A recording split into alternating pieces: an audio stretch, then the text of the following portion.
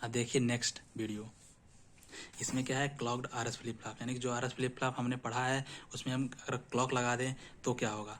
Clock लगाने के लिए हमें एक्स्ट्रा एंड गेट की ज़रूरत पड़ी, जिससे हम क्लॉक को इस आर और एस से मल्टीप्लाई कर सकें। ठीक, देखिए ये प्रोसेस तो सेम है, ये आपका आरएस फ्लिप फ्लॉप ही है, उसमें एक जोड़ दिया गया, क्या, ये आपका क्लॉक के लिए एक एक्स्ट्रा गेट जोड़ दिया। उसका ट्रुथ टेबल देख लीजिए। अगर हमारा क्लॉक जीरो होता है, ठीक, यहाँ देखिए, यहाँ 4 स्टेज तक क्लॉक जीरो, अगर हम क्लॉक जीरो देते हैं, क्लॉक देते ही नहीं है, तब हम जान सकते हैं कि एंड गेट पे अगर हम जीरो देंगे तो आउटपुट हमारा जीरो, यहाँ भी जीरो मिलेगा, जिससे हम जान सकते हैं कि ये नो चेंज कंडीशन में आएगा।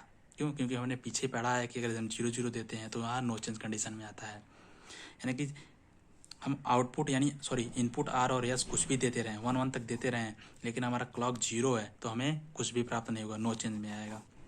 अगला कंडीशन देखें, अगर हम क्लॉक 1 देते हैं, ठीक, क्लॉक 1 देते हैं फिर और इनपुट आर और एस जीरो देते हैं, अगर हम आर और एस जीरो भी देते हैं, मान लीजिए क्लॉक 1 दिए, ठीक, तो भी हमारा यहाँ पर नो चेंज कंडीशन आएगा। क्यों? क्योंकि अगर हम एंड गेट पे एक भी जीरो आ जाता है तो हमारा आउटपुट इसका यहाँ जीरो ही आएगा, इसलिए ये भी हमारा नो चेंज कंडीशन में आ गया। ये भी देख लीजिए, ये भी हमारा नो चेंज कंडीशन में आ गया पूरा। अब नेक्स्ट अगला देखते हैं। अगला देखें, जब हमारा क्लॉक 1 है और आर बराबर जीरो, एस बराबर 1, यहाँ देखिए एस बराबर 1 आ गया, आर बराबर जीरो हो गया। ठीक, जब एस बराबर 1 आर बराबर जीरो हो गया, ये तो आर बराबर जीरो यानी कि यहाँ आउटपुट जीरो हो गया, यहाँ आउटपुट जीरो हो गया, तो यहाँ से यहाँ देखिए यहाँ पर 1 हुआ तो इसका आउटपुट हुआ क्या होगा, 1 होगा, तो 1 आ गया। तो यहाँ जानते हैं हम क्या है, नॉर गेट में जब 1 1 देते हैं तो हमारा क्या होता है, 1 1 देते हैं तो हमारा जीरो होता है। तो ये जीरो इस फीडबैक के रास्ते यहाँ पर आ गया, यानी कि दोनों जीरो हो गए। जब जीरो जीरो हो गए तो यहाँ आउटपुट 1 हो गया। तो हम कह सकते हैं जब हम सेट बराबर 1 दिए तो हमारा क्यू बराबर 1 आउटपुट मिला है। ये हम इससे भी प्रूव कर सकते हैं, क्लॉक से भी, यानी कि क्लॉक हमेशा पॉजिटिव में यानी कि 1 में ही रहेगा, तो भी ये जो फ्लिप फ्लॉप है तभी ये काम करेगा, इसलिए क्लॉक लगाया गया। क्लॉक एक तरह से कंट्रोल करने के लिए लगाया गया है।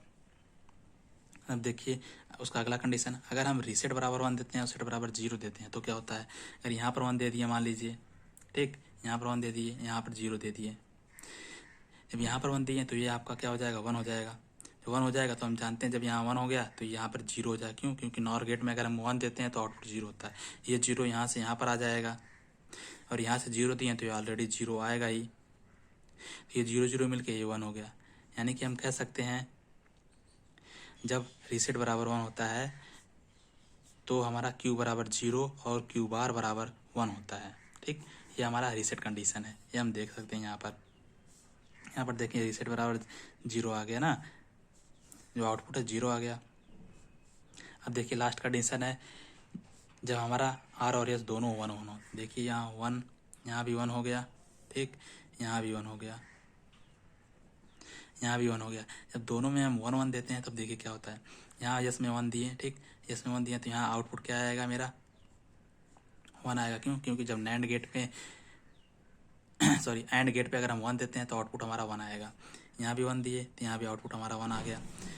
यहाँ 1 दिए तो यहाँ हम जानते हैं कि जब भी कोई नॉर गेट पे 1 देते हैं तो आउटपुट हमारा यहाँ पर जीरो आ जाएगा। ठीक, जीरो आ गया तो ये जीरो इस फीडबैक के रास्ते यहाँ पर आ जाएगा, यहाँ पर आ जाएगा ना ये जीरो और ये 1, ये जीरो और ये 1 मिलके क्या हो जाएंगे, 1 0 का कंडीशन जब इस पे अप्लाई होगा तो भी यहाँ पर जीरो होगा। फिर वही कंडीशन आया रैस का, देख सकते हैं आप क्यू और क्यू बार दोनों सेम आ गए, यानी कि क्यू और क्यू बार इक्वल करने की कोशिश किया जा रहा है, जबकि ये पॉसिबल नहीं है।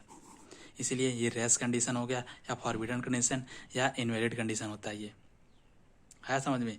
ये इसमें भी अभी भी ये प्रॉब्लम है इसमें आरएस फ्लिप फ्लॉप में। इसी कंडीशन को दूर करने के लिए हमारा डी फ्लिप फ्लॉप आया, फिर जे के फ्लिप फ्लॉप आया। अब देखिए इसमें एक और दिक्कत है, क्योंकि हम क्लॉक देते हैं तो क्लॉक पल्स, देखिए क्लॉक पल्स ऐसे ऐसे जाता है, यानी कि जब ये ट्रिगर होता है तब तो ठीक है, तब हमारा ये सर फ्लिप फ्लॉप काम करता है। लेकिन जब ये 1 इतने ड्यूरेशन तक 1 रहता है तो उस समय नॉइज़ भी इसके अंदर जा सकती है, तो उस नॉइज़ को हटाने के लिए या उस नॉइज़ को अवॉइड करने के लिए हमें लाना पड़ा edge triggered RS flip flop.